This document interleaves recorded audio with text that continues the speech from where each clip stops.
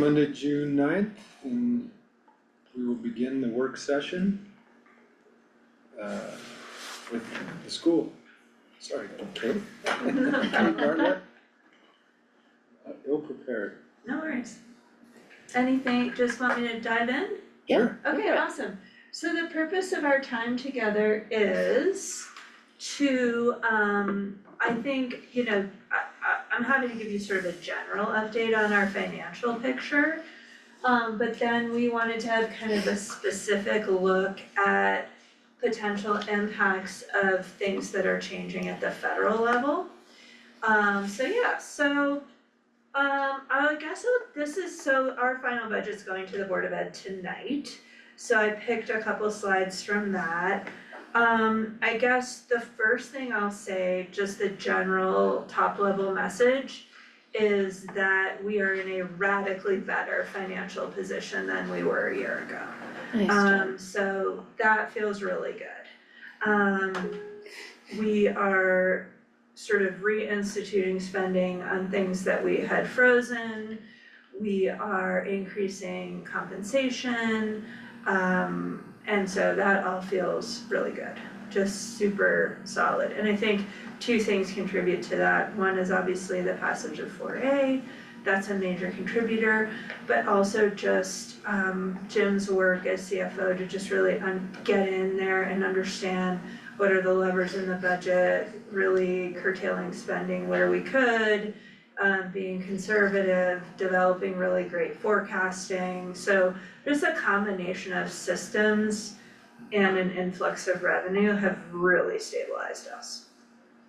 So this is an overview of where our revenues and our spending are. One thing I did wanna lift up, and that I think this coming year we need to advertise a little better, is we have quite a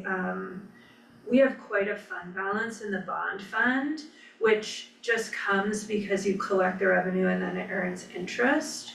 And so in the fall, we actually decreased the mill levy for the bonds, for our bonds, to the tune of about $300,000, I believe is the number, that Lake County taxpayers did not have to pay into the bonds that they would have paid a year ago.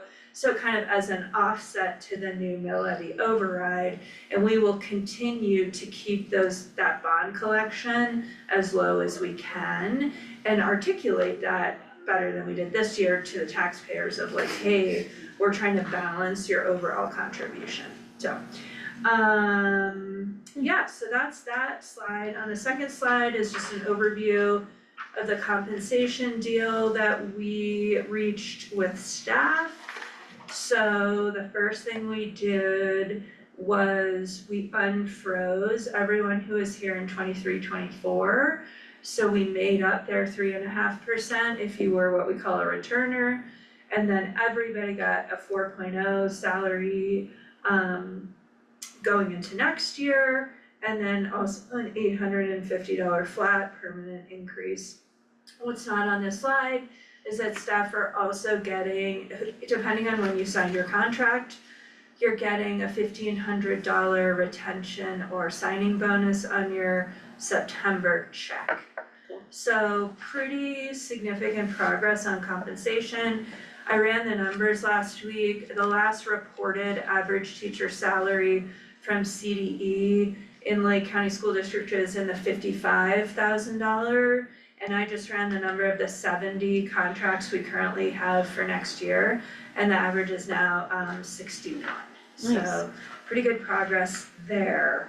You can see the staffing levels we're keeping basically flat next year. Although that is a precursor for merging our schools in the summer of 2026 and a commensurate decrease in our staffing levels overall that will make our operations a lot more efficient. The bottom line is we're currently running 2 elementary schools of 200 or less, and it just doesn't pencil. So we are being extremely proactive about that in terms of conversations with staff, so that they know what's coming, they know how to look for other opportunities if their position's being eliminated, etc. So now we're moving on to the less good news. So enrollment decline is the biggest threat to our, is probably bigger threat than changes at the federal level, quite honestly, although they're intertwined, of course. So we are seeing, consistent declines. Our outgoing senior class is our biggest class and our incoming class is our smallest. And again, I think we've talked before about how a lot of that is just like straight up demographics. We're seeing it across the state. The vast majority of districts in Colorado are declining enrollment. If you look at the chart here, you can see those declines over time. The reason that there's two lines is the blue line is the actual count and the orange line is the count we got funded on, because the school funding formula has an averaging provision that you get funded on the better of your current year, the 2-year average, 3-year average, 4-year average, or 5-year average, so we've benefited from that. That is moving to a 4-year average next year and then a 3-year average in the near future, so we will experience a bunch of whiplash from that, which is another reason why merging our 2 elementary schools is such a high priority, because we've got to get more efficient. To give you a sense of it, we currently have, so if you combine those 2 schools right now, it's about 450 kids. And because we have really rich program offerings, we currently have across the 2 schools 12 specials teachers. That's art, music, PE, library, STEM, and Spanish. And 12 specials teachers for 450 kids is like completely unheard of. Most districts would have 3 or 4. So that's a place where getting under one roof really gives you efficiency. So especially if we wanna try to retain those programs. So enrollment decline is a very high area of risk for us right now. We do not know what the impact is going to be of federal immigration policy on our enrollment next year. We do believe that the summer is the time when volatility will go up. It's a lot easier to move around when your kids are not in school. So I think we are currently, we have absolutely no idea, honestly. But if we lost 100 kids, like that would be a how do we need to change our operations right now kind of conversation. If we lose 15 to 50, we're definitely, and we've definitely socked some money away to try to absorb that, to minimize disruption next year. But there's a place at which the drop is so high that we can't absorb it, and we have to pivot pretty quickly. So, yeah. How do you anticipate the 40? That seems like a really big change. So the 40 is, there's 30 only in the drop from the senior to the kinder. So the senior's 80 and the kinder's 50, so there's 30 gone out the door. Yeah. So the 10 is just kinda Natural, exactly, Okay. yeah. So like we will have 30 unless we have a big influx, which we don't currently anticipate. Yeah, So now, if we're gonna lose 30 through the natural attrition, and we have a buffer of 10 more, yeah, and then there's a big immigration action that pushes families out, you can see how quickly yeah, this is a big impact for us. wow. So, just, it's like, it's good news, but we're a little bit skating on thin ice because of this volatility. And then the last page here sort of moves to the federal funding picture. So these are all the federal funding sources that are in the budget for the year that's ending right now. A lot of these weren't gonna continue next year anyway, but I do believe that 10% figure is still holding in the new budget. of approximately the percentage that is of our budget that is federally funded, even though the sources might change. So, you know, some of these are competitive grants, some of these are formula funding and you know, what we call entitlement funding, and there's just, I mean, who knows? So I think we're just watching all of this. The biggest threat right now is, I mean, Title III, which supports English language learners, is cut in the Big beautiful in the bill. big beautiful bill, it's cut, so that's 25K. We've lost, as Elsa knows, we had budgeted 100,000 in PILT revenue this year and we got, I think, 28. So like we're starting to see this stuff kind of get chipped away at. I'll tell you the biggest threats would be, in Title I, we are seeing a slight decrease in Title I next year, but it's not catastrophic. I think the biggest threats to our operation in the community will be 21st Century, which funds Project Dream, our after-school program, and Head Start. If either of those two get cut, like we do not have the capacity to run preschool or after school without those federal funding sources, hard stop. So that's that. And then the last thing, Candace did a great job at the school board the other night, explaining some of the threats you guys are seeing, especially in DHS land. And I did wanna just mention that there is some cross pollination there. So here's an example. So Candace has already done a great job of explaining the forces that may push down SNAP enrollment and Medicaid enrollment, right? So for the school district, we get extra funding for what are called at-risk students. And the primary way kids get flagged as at risk is they're on SNAP or Medicaid, right? So that's a great example where a change over here will have a double impact because unless they change the way at-risk students are counted, we would see a big drop in at-risk funding. That's a state funding source. So, all in all, some bright spots and some scary spots. And our current place, kind of like Candace's, is it's incredibly hard to plan in this environment, and you kind of don't want to, right? Because you don't want to overcorrect, right? I don't want to lay off a bunch of staff right now in case 100 kids leave this summer, right? So it just means that we're going to have to be very nimble and very sort of creative in our reaction once we know what's actually going to happen. That, I guess, is what I would leave you with. How many staff do you actually have in school district? It's on that second sheet there. So we have what, 182? 182? Yeah. You know, and just to give you a sense of scale, when we merge the schools, we'll probably drop that only by about 10 to 12, right? But that's still $500,000, so that's a real number. Yeah.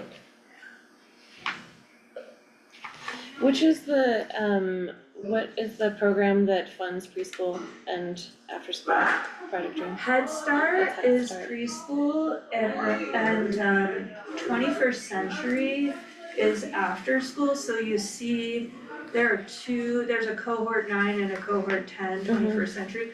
Now those grants are secured, so to impact their 5-year grants, and that we're at like year 2 and 3 or something like that.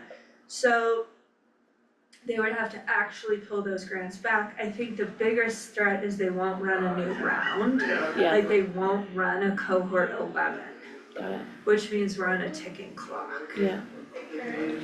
And you've already lost the Title III. Well, I mean, it's on the chopping block. It could be lost. Yeah. And then we've lost for sure we've lost 70,000 from 70,000 SRS. from PILT, exactly. Yeah, okay. What's PILT? Payment in lieu of taxes. Especially a lot of rural communities have a lot of federal land So you can't get taxes to fund your school districts with federal land. So there's like an equation that where the federal government does pay you for federal land in your county to try to make up for that undevelopable income that could be going to your school district.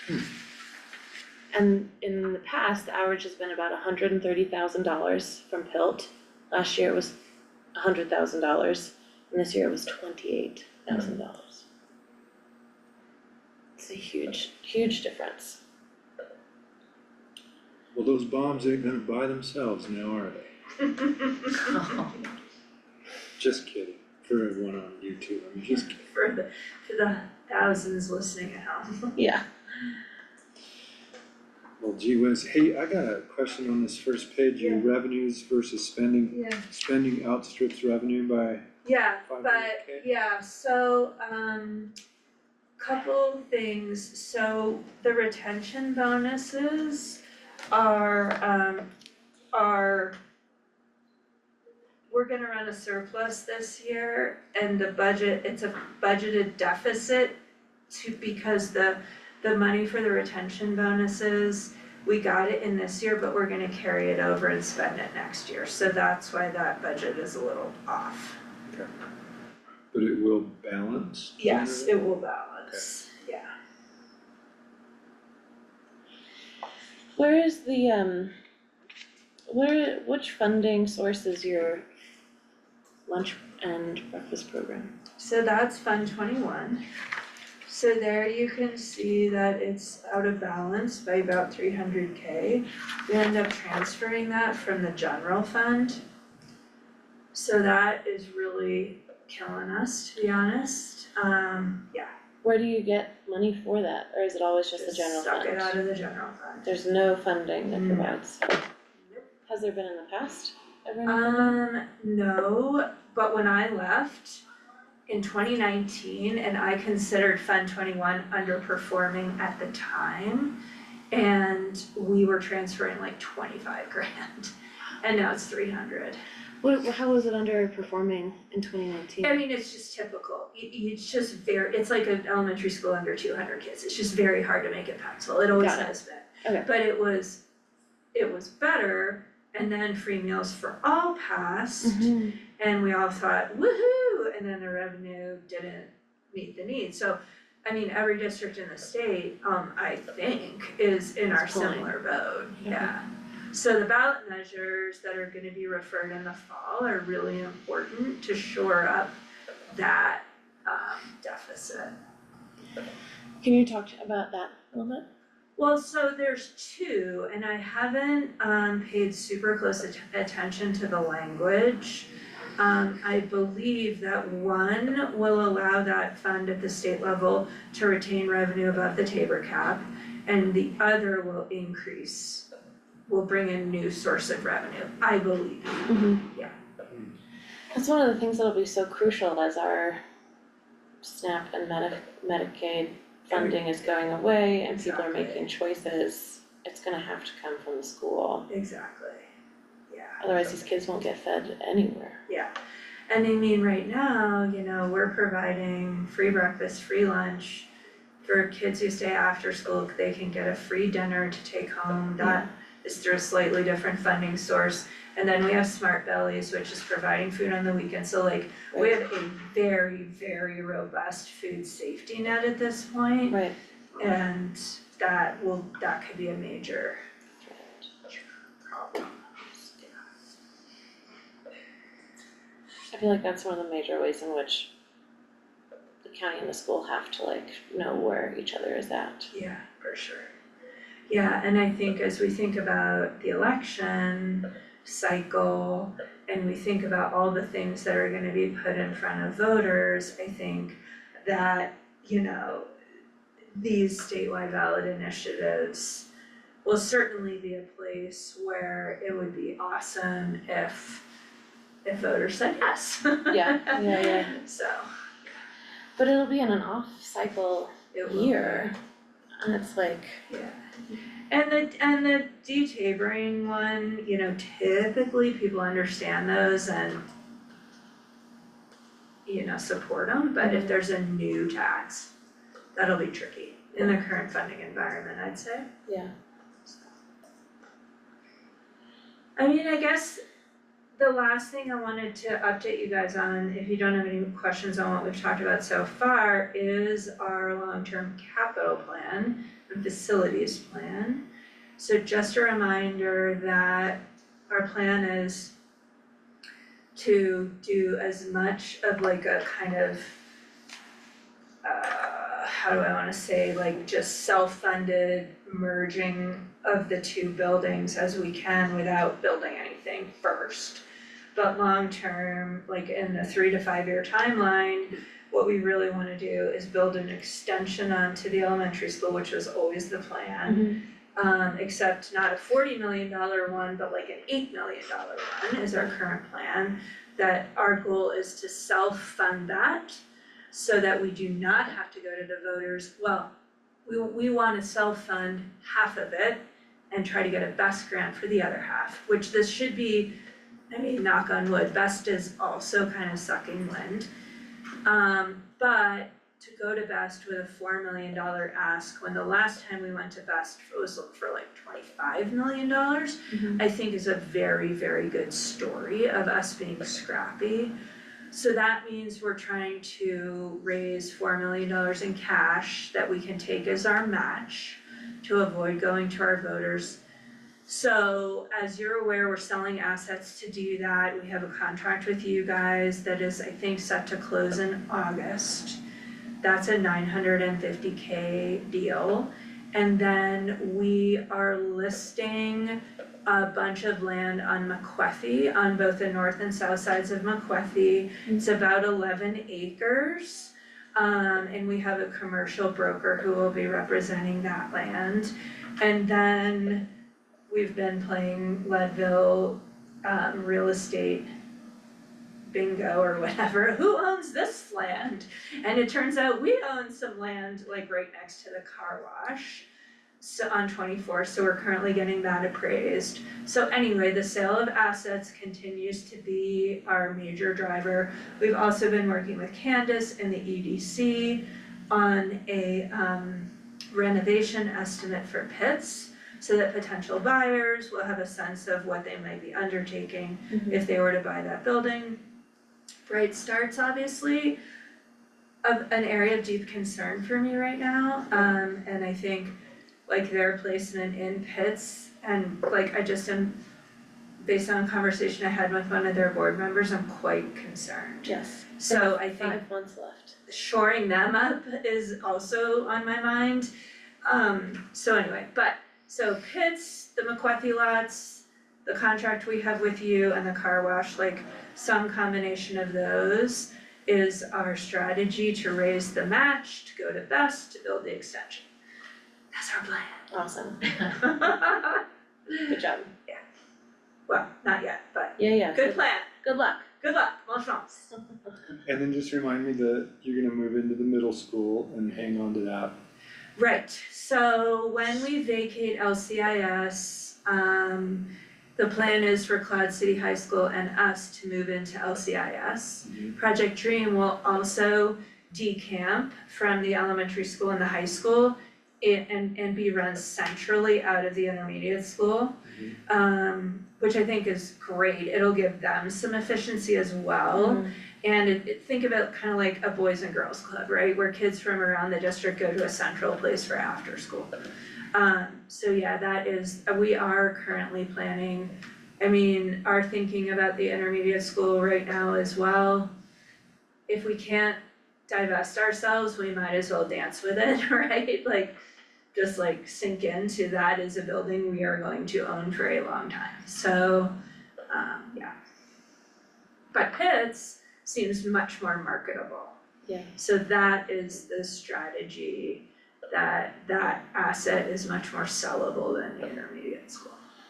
How much money do you need to raise for the consolidation? Well, The consolidation, not the, not much, we Okay, have great. it, we'll use 4A funds for it. okay, great. It's not, I don't know, 100 to 200 grand. Cool. Cause all we have to do, it's pretty, the renovations required are pretty minor. Nice. So we should be off to the races with that. It's a lot of Yes. schlepping of stuff. Yes, which is why, yes, I have some thoughts on hiring someone to help. Love that idea. Could also just get everybody who has a truck in the county, show up at this date, we're gonna truck things across the county. Right, exactly, labeled. Yep. Yep, that's a good idea, actually. Yeah, so that's like, I think that's all the things in finance and facilities world anyway.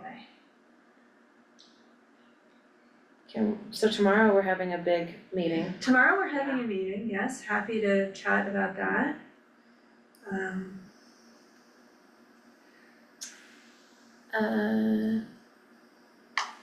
As a superintendent, do you have any opinions about renovation versus new build? So I think where we've landed, which you'll see tomorrow night, if you haven't already, is obviously the new build coming in at 33, right? Is that where we're at, Candace? Yeah. Okay.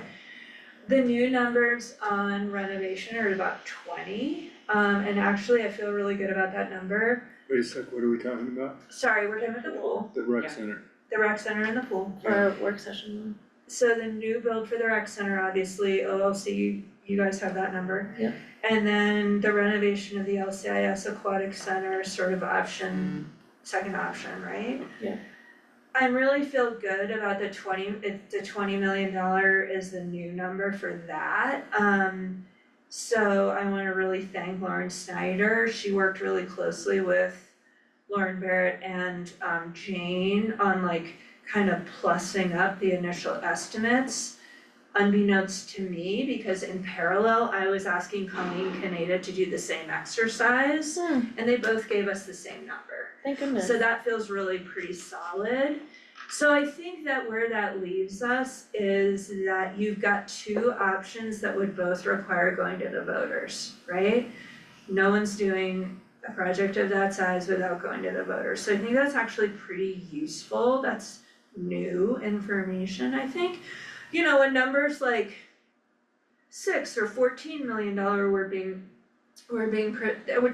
which were old numbers for the renovation, it was easy to say, we'll just write a bunch of grants and we'll renovate the pool at LCIS. I think where we're at right now is, nope, it's $20 million. Yeah. So that's super helpful. I think I don't wanna speak on behalf of my board, but I think we are like happy participants and partners. And we don't have any money to put into this ourselves. Yeah. Like, that's where we're at, and if someone brings us a proposal and says, here's how we're gonna get the money and here's the IGA we need to operate this thing, like we are there, we are at the table, we're all in. Mhm. So I don't necessarily have a dog in the hunt. Okay. If that makes sense. Yeah, thank you. Yeah, it would help, it would benefit the school, kids could learn how to swim Yeah. and use it for gym class or whatever. Yeah. Could we install a high dive? Or a platform of some sort, a 3-meter platform? Sure, I don't know. I mean, look, like net. I think we have to think about the long-term sort of rec needs in the community, and the LCIS gym has to be in that calculus, right? Yeah. Because it and the pool are so tightly connected, right? So if you renovated the pool, I think you would increase the chances that the gym above it could be a long-term asset, right? The less we put into that building overall, the shorter the fuse on that gym, right? So I think that's like another angle to think about too. Yeah. What do you mean the shorter the fuse? Well, Shorter just the like if the lifespan? gym is like this golden egg sitting in this overall infrastructure that isn't being upgraded and renovated, how long until it starts to suffer the downside of that, right? Like for Yeah. example, if you don't replace the sewer line and the water line and some of the things that you would probably do if you renovated the pool, like how long before the gym becomes, impacted? That's a question. Mhm. I do think when the last time, at some point, I think when they went to best for the 40 million extension on the elementary school, they did an estimate on what it would cost to tear down only the classroom wings at LCIS. That's that $4 million number, Yeah, which would leave like this recreational core, Yeah. right, of the pool and the gym. So there's that, there's keeping the whole thing and looking at a long-term plan for the whole building. And there's also pivoting away to a rec center idea, and then there's also do nothing, right? Like, so there's a bunch of options I think you guys have before you. okay. Kate, how can we help the school district when you think about how the county operates? I mean, couple things. I cannot overstate the critical nature of the land deal that the previous board was willing to enter into. Mhm. And if we can get that deal to close, that'll mean a lot to us. I think just the collaboration, that we're having in a variety of arenas is super awesome. I mean, I feel like we're very tightly connected about what's happening with funding, and I feel like the county has been nothing but generous to us, honestly. I sort of feel like, how can we pay it forward? I feel like we've gotten more than we've given recently, so I would turn the question back to you as well, because I feel like the generosity with which you all have come forward, whether it was conversations about LCIS, even though they didn't go anywhere, or returfing the community field, or the land deal, or being willing to invest in an estimate for what it takes to renovate pits, coming to the table at the EDC steering committee, coming to the table around indoor rec. Like, I feel like we're in a really good place collaboration wise. I don't know, I would ask Candace, I know you're new, but. I feel like we are. I think it's really helpful for us to have conversations about here's really where we're at in these kinds of conversations, so we know where the other person is coming from and where we can help within the means that we have. I mean, I guess we'll find out as the sky starts to fall, it's like which Exactly. part of the sky falls, who's gonna need help. Exactly, that's right, that's exactly right. Yeah. So, Do you have an estimate of how many kids are homeschooled in the community, and is there a way to just try and draw them back, or try and get money, like they're enrolled, they show up to one class and you get some money for them? On counting day? funny you should ask, because I have a lunch date today about this topic, and we are running an event next Tuesday at 4:00 for homeschool families. It was advertised in the paper and on social media, with that exact thinking in mind. So the way it works is kids have to be enrolled for 90 hours of instruction in the fall semester, and if they are, we get 0.5 of their per pupil revenue, which is about $6,000. That's 2 classes at LCHS. But those families are also eligible for sports and Project Dream, and that has nothing to do with funding. So we plan to bring as many of those families together as we can next week to explain all of that to them.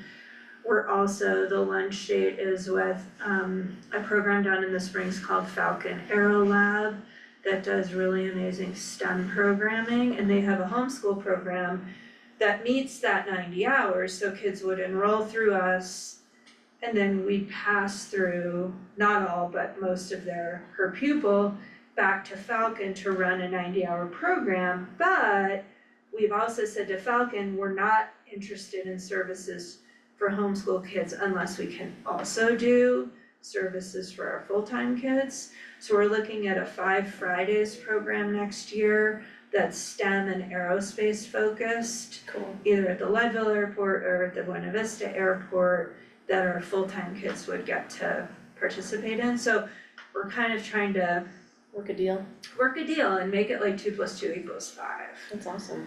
So yeah, Tuesday night, if you know any, or Tuesday at 4 p.m. at the high school, at Lake County High School, if you know any homeschool families. I know one with 4 kids. Great, Tuesday, Yeah, you do. 4 p.m. One STEM is just so hard to do yeah. at the high school. separately on your own, so it's nice to have resources. And Falcon will be there, I think, and athletics and Project Dream and high school principal and The peak was coincidentally right at the peak of COVID. well, so this is a little misleading because at the time statute allowed us to run something called an early college. And then that statute went away, so we had about 20 kids in the mix who had actually graduated and were taking classes at CMC, as I recall. So it's a little bit misleading why we had that peak. But it allowed us to count it towards the 5-year Averaging, average. yeah, I fell out a couple years ago. Yeah, Do you attribute any of the negative change to COVID or? Yeah, I do. I mean, people are still trying to understand that dynamic, but there's certainly, it upended schooling. I mean, there's just no other way to say it. There's more online options, families who went to homeschool and didn't come back, like there's just, changed our housing as well, which really affected families. yeah. What? COVID really affected housing. Oh, So like in the housing needs assessment, we saw 500 folks leave our community who had families. And so housing is really affecting our families and school enrollment. And that's coming out of COVID too. Yeah, so, it's a little bit of a mystery, but I mean, one thing that is not affecting it is the numbers of kids choicing out to neighboring districts is Not flat. changed. So that is not part of this, yeah. at least in recent years, Do you have almost identical. an estimate on how many of those kids there are? It's about 100. 100 kids. What a pain in the butt that would be to drive them over there. I guess maybe their parents work over there. Yep, sometimes that's what it is. Yeah. There's a Chafee bus that goes to Granite, Oh, yeah. so you just have to get them to Granite. I've seen the parking lot full of Yeah. parents. But Is that trend seems to be pretty stable, Yeah. not spiking. Is that I wonder why you would do that, to send your kids to VV. Is it political? There's some of it. Or some of it's political, or is the education down there that much better? Do they pay their teachers more? No, they pay their teachers less. Less? That was 3 questions right in a row, bang, bang, bang. Yeah, I don't think I wanna speculate, and I Yeah. really wanna This- say this that we is really weird. respect parent choice and, if you feel like that's better for your kid, you should do that, right? There are things that are different, they do go to school 5 days a week. If you look at their student outcomes, they're not markedly different. They're a little better. Seems like you could try some outreach to them too. It's probably 30 or 40 kids heading down that way. Yeah, we've tried that in the past. I think what we found is that once it's just like changing things for your kid is Disruptive. it's disruptive, Yeah. right? Yeah, So like once you're entrenched, it's really hard to move you off, right? Which is why I think maybe what we'll see is this cohort that will slowly move through, but if it's not being fed by new families choicing out, that over time it will decrease. Yeah, I mean, they've had their share of troubles down there, like public ed is just hard. Yeah. It is Sure. just hard, and there are pressures on school systems that, and I tell people this, like I left in 2019 and I came back in 2024, and like I think what I found were like the frogs who had stayed in the pot didn't necessarily know, but I was a frog who had been out of the pot and I jumped back in, and I was like, damn, it's hot in Butter's here. hot. Yeah, It is Yeah. hot. wow. Like family stress, kids stress, staff stress, wow, the temperature got turned up. Yeah, Yeah, which is one of the reasons we're, reopening the calendar conversation, for example, because things that 5 or 6 years ago, people were like, yeah, now people are like, I can't, I'm getting crushed here. So we've got, in negotiations with the teachers union this year, we made a whole lot of changes in favor of like teacher working conditions, teacher use of time, teacher compensation. Yeah. Because as I looked around, I was like, we are not gonna retain people in this environment unless we make some changes. Wow. So, it's hot, yeah. it's hot, and hot. Well, we could commiserate then. Yeah, you guys are in a pretty hot pot yourselves. I feel We like we're don't- 3 ice cubes Yeah, trying to chill everybody out. Right? Yeah. we deal with adults or semi-adults or I people mostly acting deal as with adults too, it turns out. People cosplaying as adults. 100%, that's a great way to say it. Oh my gosh. I really appreciate all this work, Kate, and I appreciate you coming to us and doing this, Of course, giving us your time. yeah, This is especially going into tomorrow, it'll be helpful to understand not just what the county is facing, but also what other taxing districts are facing, yeah. so we can look at the health of the Yeah. whole. Yeah.